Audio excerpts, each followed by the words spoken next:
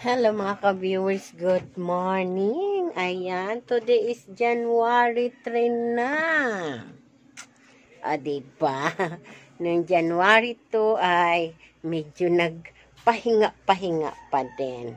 Kasi wala pang pasok semester. So ngayon at 3 may pasok na. So, maglalaba naman si Madam. O diba?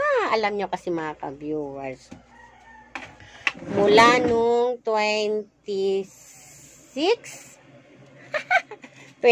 hanggang ngayon, hindi pa ako naglalaba.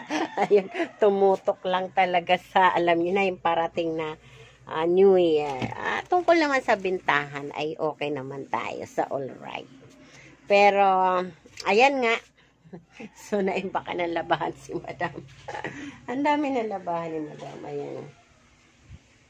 So, nag-ayos na ako. So, meron na akong nakasalang sa matik. Tapos, may mga binabad na rin ako. Ano? Bad late. Ay, bilisan mo na, Mia. Ayun, kaya, ayan mga ka-viewers, marami akong labahin ngayon. So, inaantay ko lang yung isang anak ko na gumising. Tapos, yun nga, aakyat naman ako para maglaba siya naman muna, pababantayin ko dito. Ayan, sige. Habang nagdadaldal ako, kailangan kong magkilos. Ayan mga ka-viewers, kain muna bago sumabak sa maraming trabaho. Ganyan kita pakikita. Si Mia nanggugulo. Siyempre, mayroon pang tira-tira sa New Year.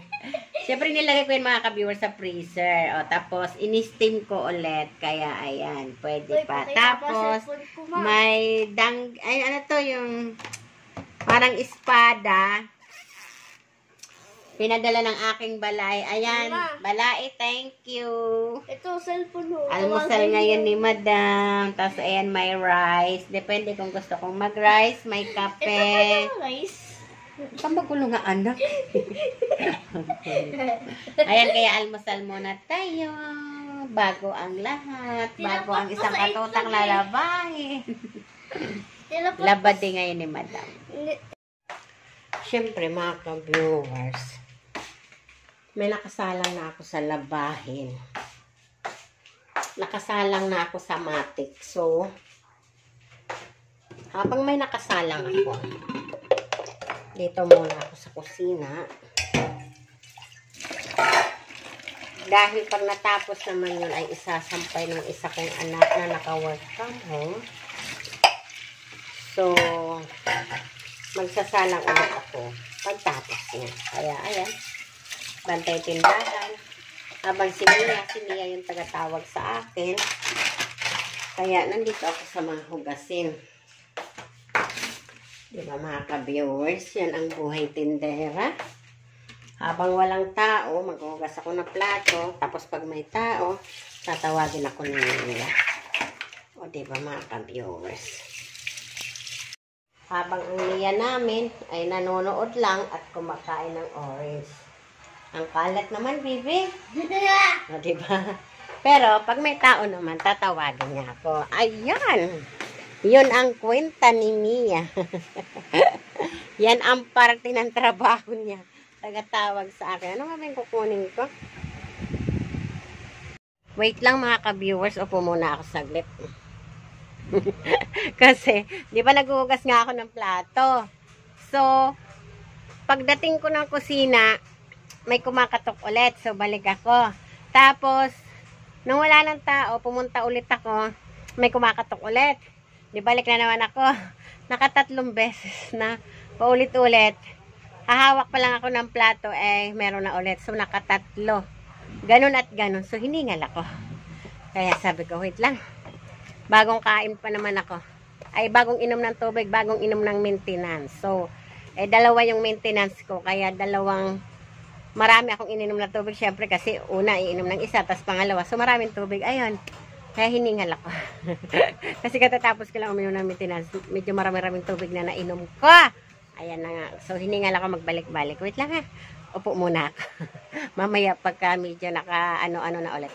Balik ulit sa kusina. Ayan, buhay tindera! Pero alam nyo mga ka-viewers, habang nagpapahinga ako, siyempre malikot yung mata ko. So, ang nangyari, nakita kong mga, ayan, mga kalbo na yung aking gamis. O, diba? Magpapahinga daw, pero lumikot ang mata, may nakitang tatrabuhin. So, ang gagawin ko, habang nagpapahinga, lalagyan ko muna, magre-refill muna ako. Ito, meron pa naman ako dito.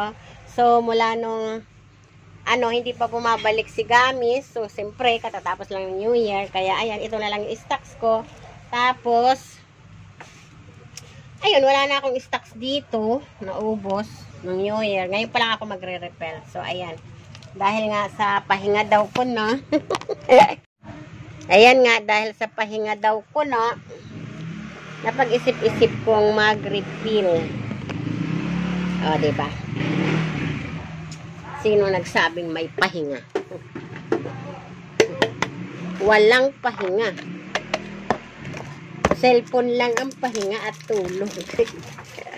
Diba mga ka-viewers?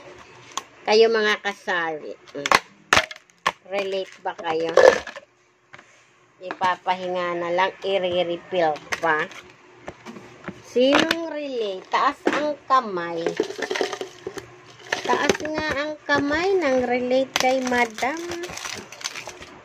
Yan na. Pagtapos ko nito, siyempre balik ulit. Tingnan mo na nandito ako, walang bumili. Nung panalo ako sa kusina. Yun, maraming bibili. Minsan nga, dati, ayan, kwento ko lang ha. Dati nandito yung ate ko. So, pag kumakain kami, sabay kami para may kasamang chika-chika, diba? So, ang nangyari, habang kumakain ako, ang dami talagang bumibili. Ang daming kumakatok. So, hindi ako makadro-diretso ng kain kasi nga, babalik sa kusina, babalik sa misa, ganon. Eh di, ganon at ganon. So, sabi ko, bakit ganon? Nakaramdam ba ako ng, bakit ganon tuwing kumakain ako? Maraming bumibili. Ganun at ganun. So, siyempre, ramdam ko yun. Pag wala naman akong ginagawa, nandito lang ako sa tindahan, walang bumibili.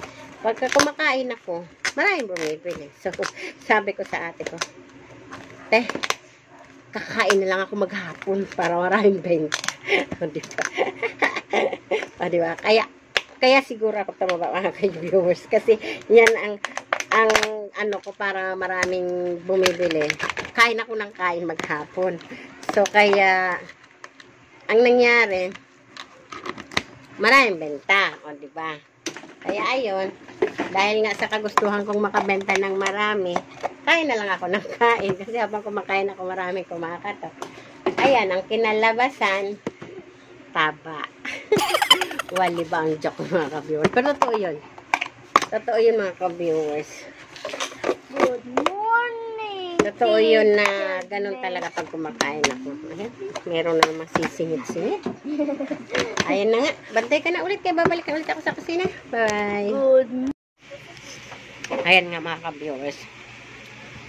Tapos na ako manghugas. Ayan, basa pa yung aking kamay. Kapanghugas na ako. Kapag, ay hindi pa pala. May natira pa pala mga plato at baso. Inuman ako pala yung mga plato. Kaldero, mga kung ano-anong kalat-kalat. Basta ang iniwan ko lang yung baso at plato para sabay-sabay na yung mamaya pagkatapos kumain ng tanghali. So, inuna ko yung mga kaldero, mga kung ano, kawali. Nugasan ko, pero okay na. Mga plato-plato na lang. Tapos, siyempre, naantay ko lang yung anak ko bumaba para hindi muna ako magsara mamaya na pag maliligo. Kasi alas 12 may pasok na sa naantay ko pagbaba, aakyat naman ako para magsalang ulit sa matik ng labahin. Ayun. Kasi siya lang ang nagsasampay tapos ako yung magsasalang. O diba mga ka-viewers?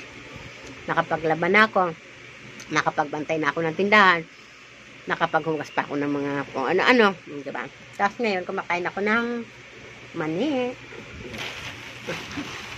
Ayan. Itong mani na ito mga ka-viewers, hilaw pa to. Binilad lang.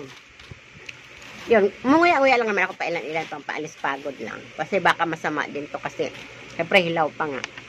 Parang ang sarap niya lang kasi nguya-nguyain. Bigay ito ng balae ko. Ayun, pinadala doon sa magiging manugang ko. Tama ba yun? Magiging manugang. Yun. Kaya kumakain ako ng pailan-ilang peraso habang nagpapahinga. O, diba? Sabi ko sa inyo, kain lang ang pahinga. Ayan, okay na mga ilang peraso. Ayan, konti pa lang nakain ko mga ilang peraso lang. Kasi nga, hindi siya luto. Ayan, sali ko muna. Mamaya ulit. Mamaya lalaga ko to. Iniisip ko kung ilalaga ko or tanggalin ko isa-isa tapos isang agba. Kasi tanggal na siya sa balat mga ka-viewers. Pinatuyot na eh. Yun, ang bilis na lang matang. Yun. Baklas-baklas na yung ano ni madam. Cutics. Kakakudkud ng kaldero. Hayaan nyo na yan mga ka-viewers. Ganyan talaga eh. Siyempre, nung Pasko pa to eh. Pagka naglalaba at nagugas plato pangit daliri, may bumibili. Mga ka-viewers, ang sarap talaga ng mangga. Biyakin na biyakin talaga siya, oh. Pag hiwa mo sa gitna, tanggal talaga yung buto. Tapos, ayan, with bago, oh. With asin na may sili. Kakain muna ako ng isa bago ako umakyat kasi naglalaba nga ako. Ito siya mga ka-viewers, oh. 1 kilo to. Pag bumili ka nito 1 kilo, 160. Tapos, may libre kang isang bagoong at asin na, ayan, nakabalot na para ready na nga. Pag may umorder, ilalagay ko na lang dito sa mangga. Ayan, may bagoong ka na, may asin ka pa na may sili. So, yun ang libre niya. 160 siya, tas biyakin. O, meron mang medyo matigas na, pero malutong pa rin talaga. Tingnan nyo naman mga ka-viewers. O, ha, sample.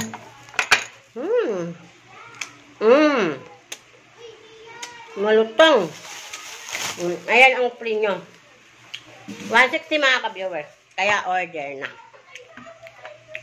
Kaya mo na ako. Isa lang naman ito. Kasi nga, pagtanggal pagod lang kasi naglalaba ako. Sarap. Order na kayo. Yung malapit sa Nestor, pumunta na dito. Tara. Asin na may sili. Bye-bye.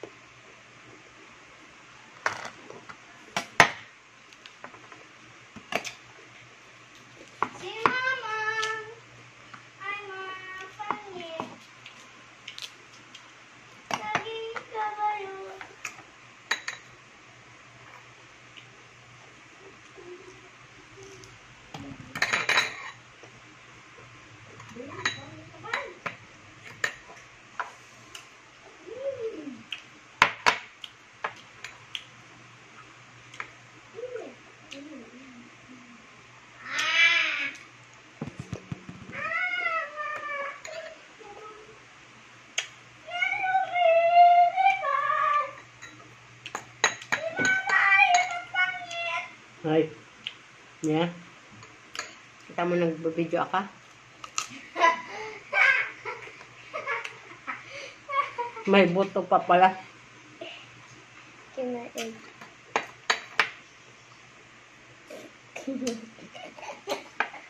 Main ka ba? Ha? Main ka nito? Oo. Kumagat ako ng malaki. Ito lang. Kinagat ko lang yung buto.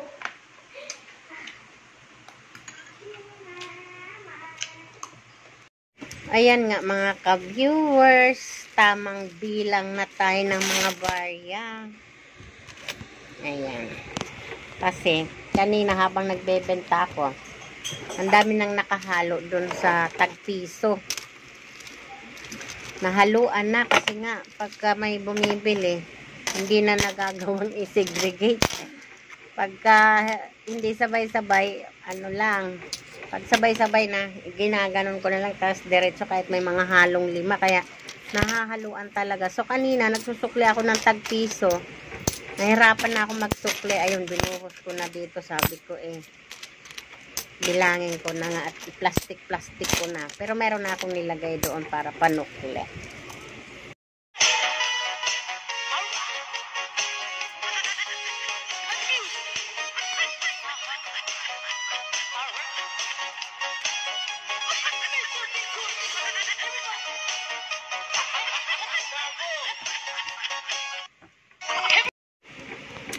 Ayan nga, natapos din si Madam magbalot.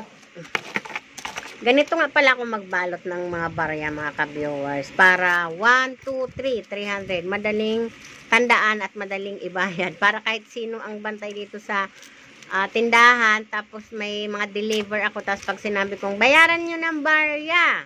So, wala nang tanong-tanong. Magkano to? Alam na nila. Basta nakapix yan. 100 kada. Ang tawag namin dito ay longganisa. 100 kada isang tali. So, mabilis magbilang. Oh, ganon din kahit sa 20. 300. Tapos, 100. Tapos, ito, 100. Tapos, lalagyan ko pa yan ng isa. Ayan, makangkulang pa. Oh.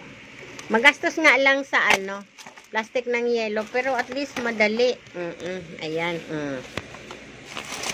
Ayan ang mga barya ni Madam na nabalot ngayon. O, ayan. Hindi ko na alam kung magkano to. 1, 2, 3, 4, 5, 6, 7, 8, 9, 10, 11, 12, 13, 14, 15, 16, 17, 18, 19, 20, 21, 22, 23, 24, 25, 26, 27, 28, 29, 30, 31, 32, 33, 34, 35, 36, 37, 38, 39, 40, 41, 42, 4,200. Bye!